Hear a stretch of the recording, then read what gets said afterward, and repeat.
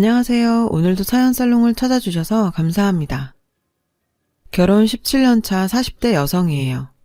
언젠가 미스터리 드라마를 보는데 거기에 이런 대사가 나오더라고요. 진실은 저 너머에 있다. 뭔가 근사한 말 같았는데요. 드라마 맥락상 해석을 해보면 진실은 당장 눈앞에 드러나지 않지만 언젠가 밝혀지게 돼 있다는 의미였어요. 그런데 얼마 전 저한테도 이 대사와 비슷한 상황이 벌어졌지 뭐예요? 이 사연을 보내게 된 것도 바로 그 사건 때문이에요. 남편과 저는 대학 동아리에서 만났어요.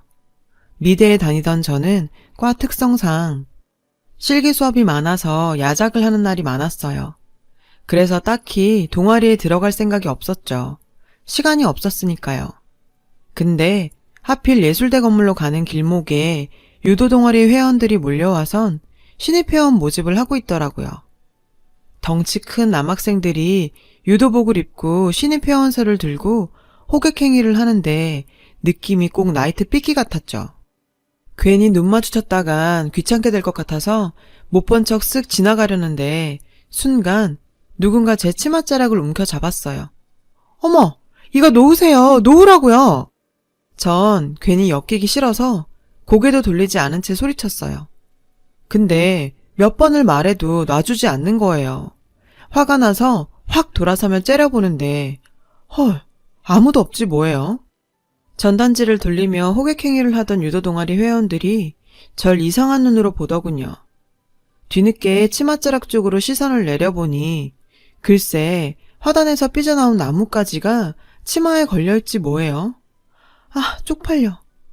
불타는 고구마처럼 얼굴이 붉게 달아오른 저는 그대로 내달려 예술대 건물로 뛰어들어갔어요.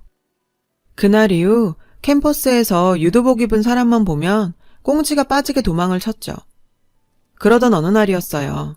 실기작업 때문에 11시가 넘어서야 학교를 나서게 됐죠.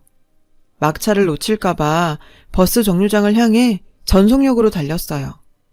다행히 막차는 아직 도착하지 않았더라고요. 안도의 한숨을 쉴 찰나 그제야 살짝 겁이 나기 시작하더라고요. 정류장이 외진 곳인데다 가로등이 나가서 좀 으스스했거든요. 인적도 없고 버스는 안 오고 겁은 나고 심장이 벌컹벌컹 뛰기 시작했죠. 그때였어요. 술 취한 아저씨가 갈지자로 걸어서 제가 있는 쪽으로 오더라고요. 기분이 쎄한 게 왠지 저한테 시비를 걸 것 같더라고요. 아니나 다를까 개슴츠레한 눈으로 저를 보더니 비실비실 웃으며 다가오는 거예요. 같이 술 한잔 하자며 몸을 들이대더군요. 전 어깨에 메고 있던 화구통을 벗어 아저씨를 사정없이 때렸어요. 사람 살려달라며 깨악깨악 소리를 지르면서요. 그랬더니 아저씨도 절 향해 주먹을 휘두르더라고요. 그때였죠. 저 멀리 어둠 속에서 희끄무리한 무언가가 성큼성큼 다가와서 아저씨 멱살을 쥐더니 순식간에 바닥에 매다 꽂았어요. 휘리릭. 정말 이런 소리가 나더라고요. 눈 깜빡할 사이에 일어난 일이었죠. 괜찮아요? 하얀 유도복을 입은 남자는 걱정스러운 눈으로 절 바라보며 물었어요. 방금 전까지 반쯤 미친 여자처럼 발광을 했던 저는 남자 얼굴을 보자 안도감과 창피함, 그 밖에 5만 가지 감정들이 뒤엉켜서 울음이 터져버렸죠. 얼마나 울었는지 마스카라가 눈물을 타고 흘러내려서 눈썹엔 검댕이가 듬성듬성 걸려서 눈앞에 뵈는 게 없을 정도였어요. 그걸 또 닦아낸다고 손등으로 문질러선 아주 완벽하게 팬더로 거듭나고 말았죠. 그리고 얼마 뒤 저는 유도 동아리에 들어갔어요. 여자는 저 하나뿐이라 본의 아니게 유도 동아리의 홍일점이 되었죠. 근데 왜 관심도 없는 유도 동아리에 들어갔냐고요? 이유는 간단했어요. 그날 밤 유도남의 그 화려한 기술을 보고 반해서 배우고 싶었거든요. 하지만 유도 기술은커녕 낙법만 내리 4년을 배우다 졸업하고 말았죠. 직접 해보니까 아프더라고요. 그래서 유도는 그냥 TV로 보는 걸로. 참, 그날 절 구해준 유도남은 어떻게 됐냐고요? 당연히 지금의 제 남편이 됐죠. 나중에 안 사실인데 그날 남편은 우연히 나타난 게 아니라 실기실 밖에서 하루 종일 절 기다렸던 거더라고요. 나뭇가지에 치마 밑단이 걸리던 그날 절 보고 반했대나 뭐라나. 게다가 그날 남편이 절 구하려고 실행한 기술이 남편의 생애 첫 업어치기였더라고요. 그전까지는 죽어도 안 되던 기술이었는데 하필 딱 제 앞에서 성공한 거죠. 남편은 이게 다 운명이라고 하더군요. 믿거나 말거나지만. 암튼 그렇게 우리는 CC가 됐고 7년간의 연애 끝에 결혼을 하게 됐어요. 결혼에 이르기까지 우여곡절이 많았는데 그건 나중에 말씀드릴게요. 결혼 후 우린 시어머님 집에서 살게 됐어요. 남편이 사남매 중에 막내였지만 형제들이 직장 때문에 해외를 비롯 지방에서 살고 있어서 어머님을 모실 사람이 우리 부부밖에 없었거든요. 어머님을 모시고 사는 건 힘든 일은 아니었어요. 맞벌이를 하는 저 대신 밥도 해주시고 빨래도 해주시고 딸아이가 태어나고선 육아도 많이 도와주셨으니까요. 근데 이 모든 편의를 한 방에 뒤집을 문제점이 있었는데 바로 시어머님의 언어 생활이었어요. 저희 어머님은 정말 욕을 잘하시거든요. 잘만 하시는 게 아니라 많이도 하세요. 욕을 안 쓰고 말하는 게 손에 꼽힐 정도로 많아요. 그렇다 보니 딸아이 교육 때문에 어머니랑 정말 많이 싸웠어요. 하지만 소용없었죠. 어머님한테 욕은 기호식품과 같은 거래요. 기가 막혀서 정말. 저희 어머님이 얼마나 욕을 즐기시는지 아세요? 저희 어머님 취미가 TV로 막장 드라마 보면서 욕하기예요. TV 앞에 앉으셔서 밑도 끝도 없이 시종일관 스토리와 상관없이 욕을 하세요. 이게 스트레스를 푸는 방법이라나요? 이걸 보고 중학생 딸이 배울까봐 늘 조마조마하다니까요. 그래서 하루는 작정하고 어머님께 집에선 딸애도 있고 하니 욕 좀 삼가해 주십사 말씀드렸어요.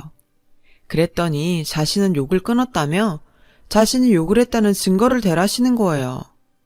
먹긴 놈이 성낸다고 오히려 적반하장이라니까요. 그래서 그 증거 찾으려 거실 TV 앞에 몰카를 설치해뒀어요. 그랬더니 귀신같이 어떻게 알았는지 카메라 앞에선 절대 욕을 안 하시더라고요. 하지만 똥개가 똥을 큰지 욕쟁이 어머님께서 욕을 끊으시겠어요. 그래서 몰카는 그대로 심어놨어요. 언젠가는 잡히는 날이 오겠죠. 누가 이기나 한번 해보는 거죠.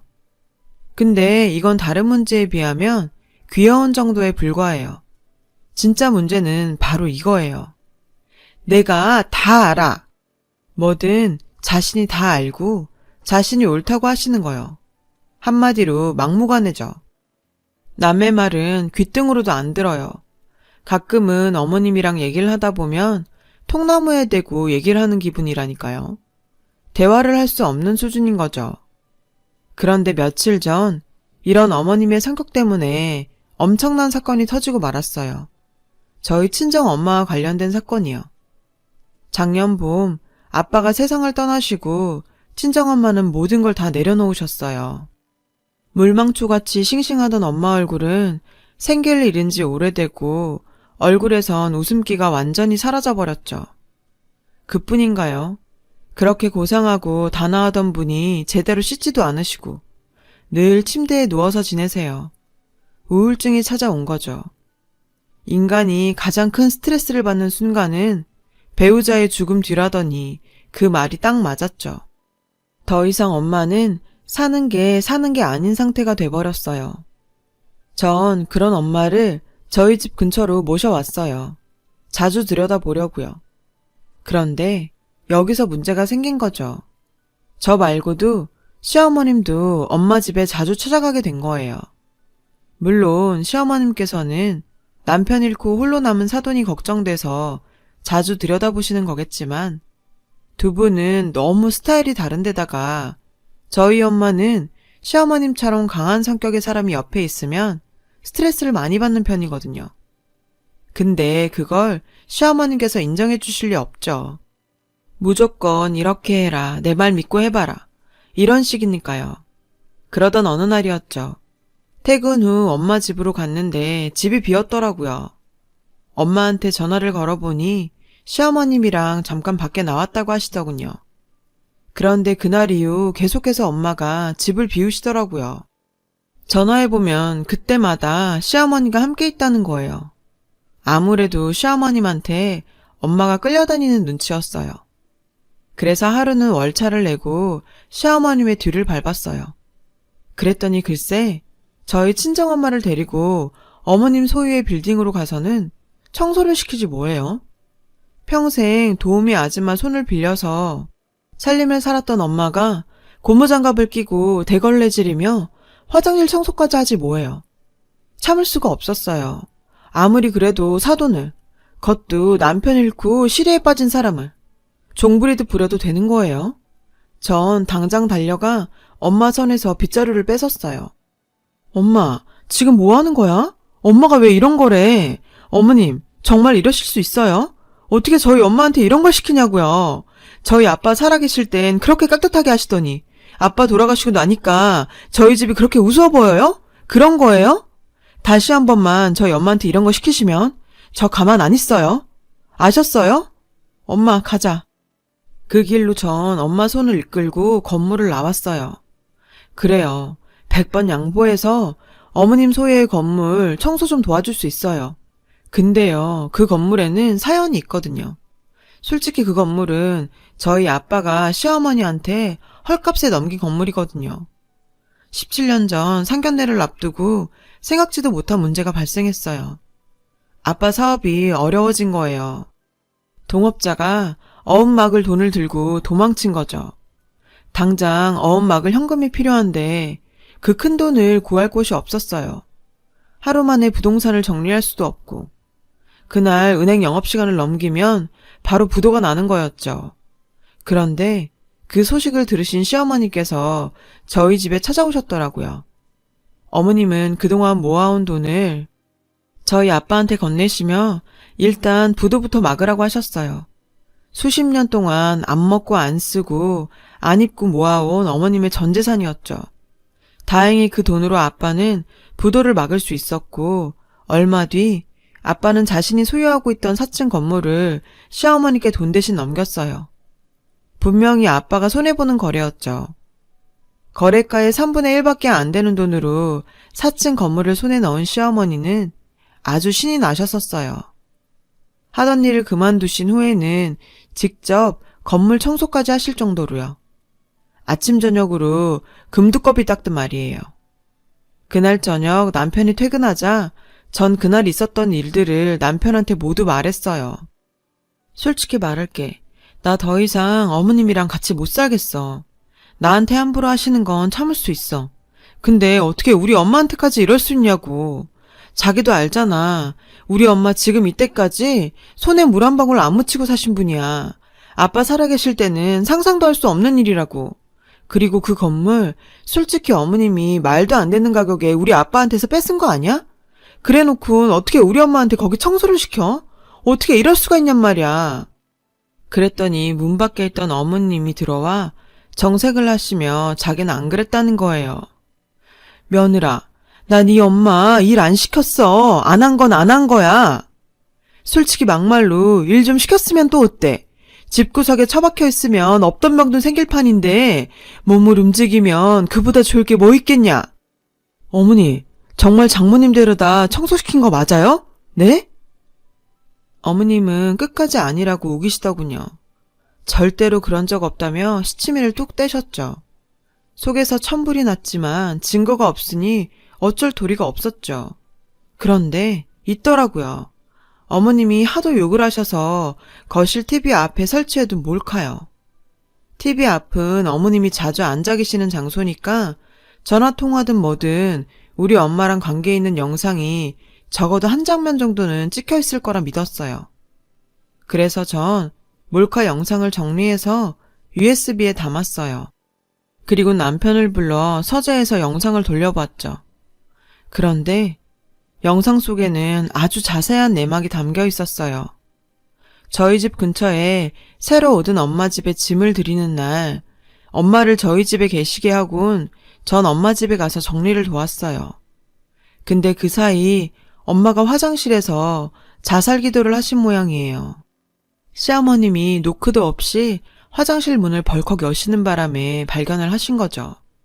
그때 시어머님이 그러시더라고요. 개똥밭에 굴러도 이승이 좋다잖아요. 남편 죽었다고 따라 죽으면 우리 며느린 걔는 앞으로 어떻게 살라고요.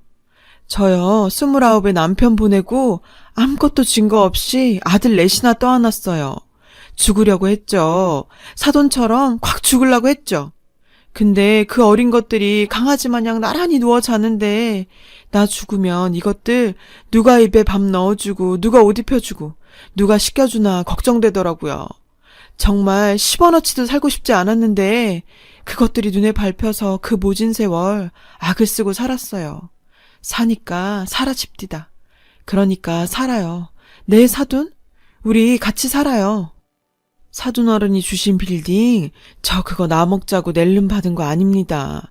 그 건물 지하방에서 사돈 내외께서 신접살림 차리셨다면서요. 사업하느라 돈이 없어서 공장 창고방에서 시작했다고. 돌아가신 사돈이 그러시더군요. 건물 저한테 넘기신다고 하실 때 제가 그랬습니다. 이 건물 애지중지 잘 갖고 있다가 나중에 며느리한테 잘 전해주겠다고. 그래서 신주단지 모시듯이 매일 제가 쓸고 닦고 합니다. 부모님 추억이 담긴 건물 깨끗하게 보관했다가 며느리에 주려고요. 시어머님의 말에 친정엄마는 한참을 우셨어요. 그리고는 앞으로 자신도 건물 청소를 돕겠다고 같이 쓸고 닦자고 그러시더군요. 순간 전 말문이 막혔어요.